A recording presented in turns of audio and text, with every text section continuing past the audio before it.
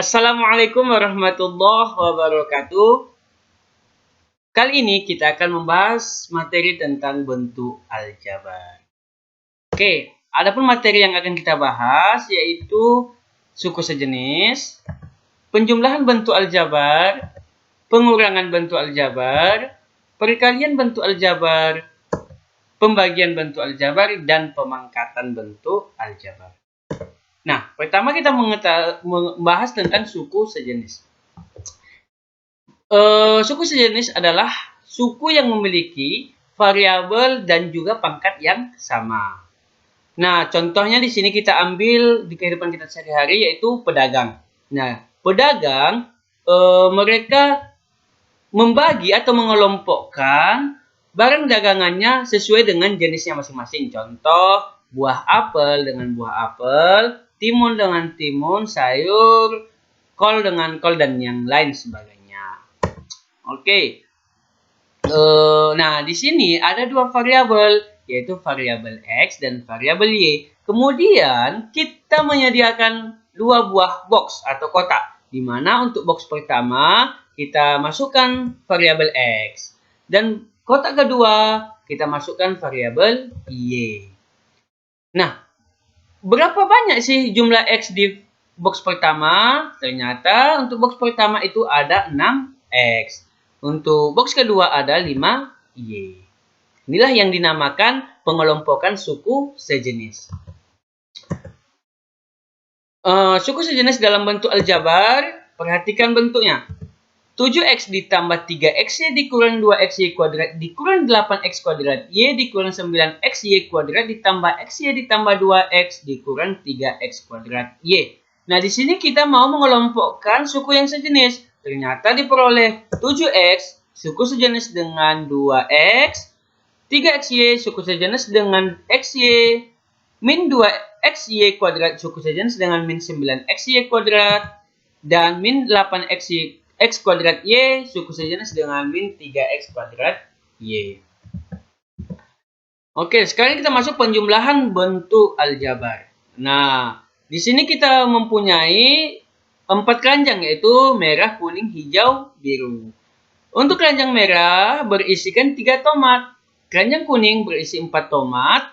Keranjang hijau berisi 6 pisang. Dan keranjang biru berisi 2 pisang. Nah, hasil penjumlahannya bagaimana? Kita jumlahkan yang sejenis. Yang sejenis apa? Buah tomat dengan buah tomat, buah pisang dengan buah pisang. Buah tomat tadi 3 tomat ditambah 4 tomat sama dengan 7 tomat. Dan 6 pisang ditambah 2 pisang sama dengan 8 pisang. Nah, dari kasus yang tadi kita ubah ke dalam bentuk aljabar, yaitu 3X ditambah 4X ditambah 6Y ditambah 2Y. Nah, kita misalkan X ini adalah buah tomat, sedangkan Y adalah buah pisang.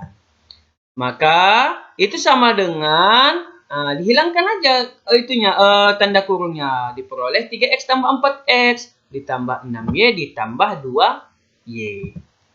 Maka diperoleh, perhatikan, setelah kita kelompokkan atau kita dekatkan yang sejenis, baru bisa kita jumlahkan. Ingat ya, ini diingat, yang dijumlahkan hanya yang sejenis. Kalau dia tidak sejenis, tidak bisa kita jumlahkan. Maka kita peroleh 7X ditambah 8Y.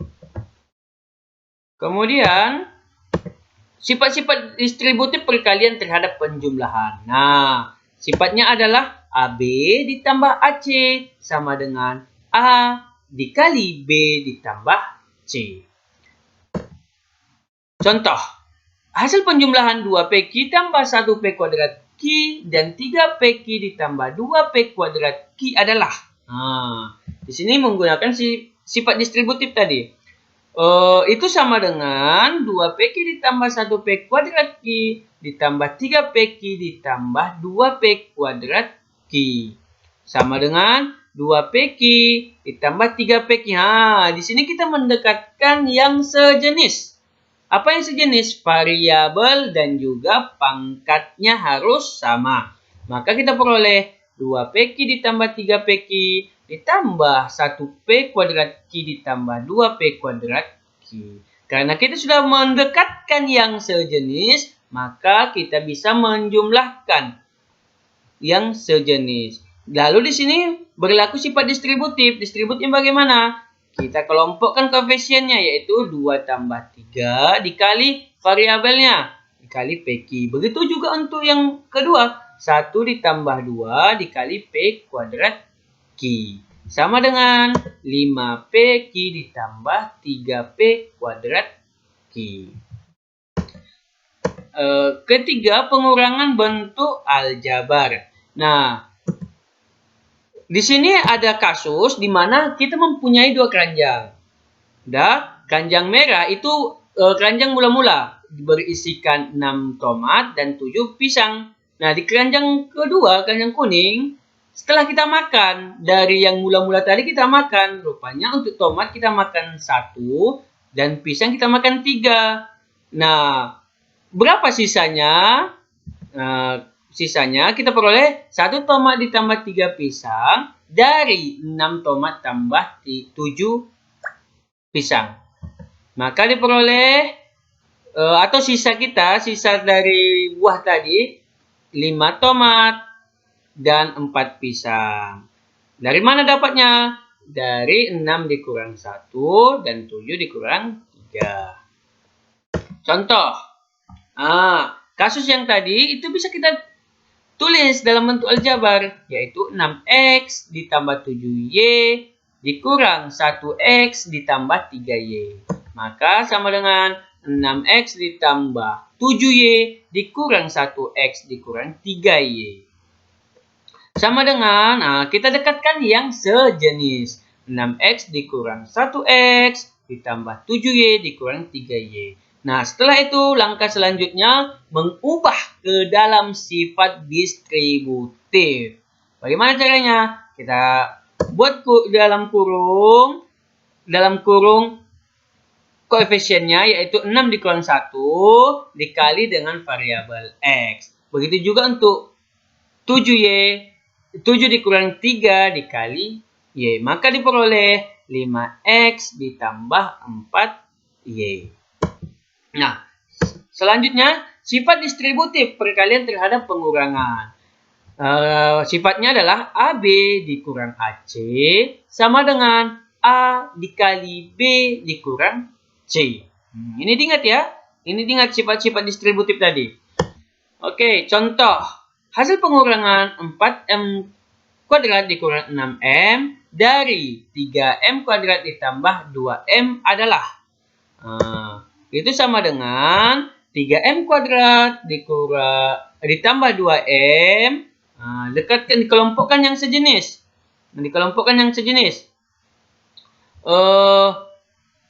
3M ditambah 2M dikurang 4M kuadrat ditambah 6M. Kita dekatkan yang sejenis.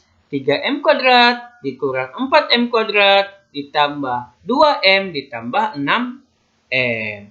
Sama dengan 3 dikurang 4, sama seperti distributif perkalian terhadap penjumlahan yang tadi yang kita jelaskan.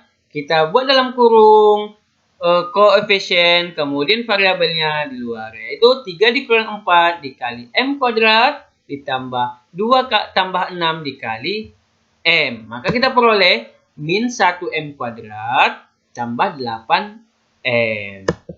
Nah, selanjutnya perkalian bentuk aljabar. Nah, tadi ada penjumlahan, ada pengurangan, ini masuk perkalian.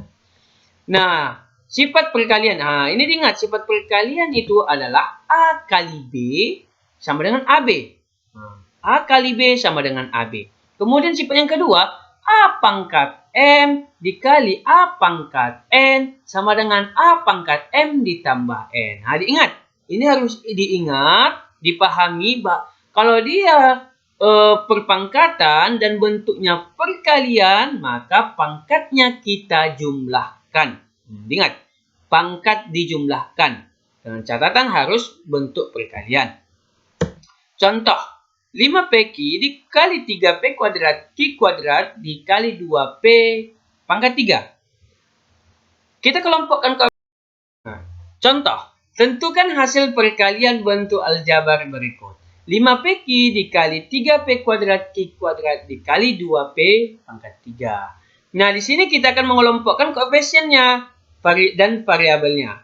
Di sini koefisiennya adalah 5 kali 3 kali 2 dikali dengan variabel P. P pangkat 1 dikali P pangkat 2 dikali P pangkat 3 dikali variabel Q. Q pangkat 1 dikali Q pangkat 2. Maka kita peroleh 5 kali 3 kali 2 sama dengan 30 dikali dengan P pangkat 1 tambah 2 tambah 3. Nah, itu diperoleh dari mana? Nah, perhatikan sifat perkalian. Jika bentuk perkalian, maka pangkatnya ditambahkan. Dikali dengan Q pangkat 1 ditambah 2. Maka hasilnya 30 P pangkat 6 Q pangkat 3. Nah, selanjutnya, pembagian bentuk aljabar. Nah, sifat pembagian A pangkat M dibagi dengan A pangkat N sama dengan A pangkat M dikurang N. Nah, ini perlu kita ingat. Jika di dalam perkalian tadi pangkatnya ditambahkan, maka di dalam pembagian pangkatnya dikurangkan. Ini harus diingat. Contoh, 15 P pangkat 7, Q pangkat 5 dibagi dengan 3P pangkat 3, Q pangkat 4. Sama seperti perkalian tadi, kita kelompokkan koefisiennya, yaitu 15 bagi 3 dikali dengan variabel P, P pangkat 7 dibagi P pangkat 3, dikali dengan variabel Q, Q pangkat 5 bagi Q pangkat 4. Maka diperoleh 15 bagi 3 sama dengan 5. P pangkat 7 bagi P pangkat 3 sama dengan P pangkat 7 kurang 3. Nah, ingat sifat pembagian. Jika dia pemangkatan, jika dia pembagian, maka pangkatnya dikurangkan. Dikali dengan Q pangkat 5 dikurang 4. Maka hasilnya 5P pangkat 4 Q.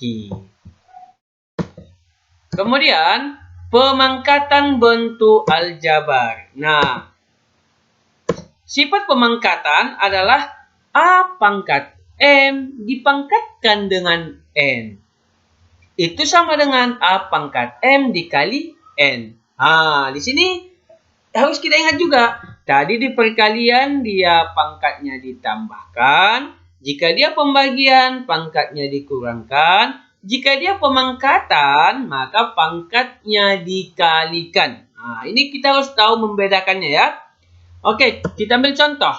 3P kuadrat Q kuadrat dikali 2P dipangkatkan dengan 3. Artinya apa? Artinya 3P kuadrat Q kuadrat kali 2P ini semua kita pangkatkan dengan 3. Oke. Di sini sama seperti bentuk perkalian pembagian, kita kelompokkan.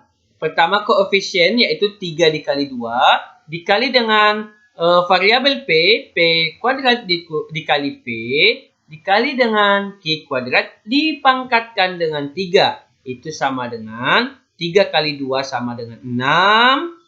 P kuadrat dikali P, berlaku sifat perkalian tadi, maka pangkatnya ditambahkan. Kita dapat P pangkat 2 ditambah 1 dikali Q kuadrat dipangkatkan dengan 3.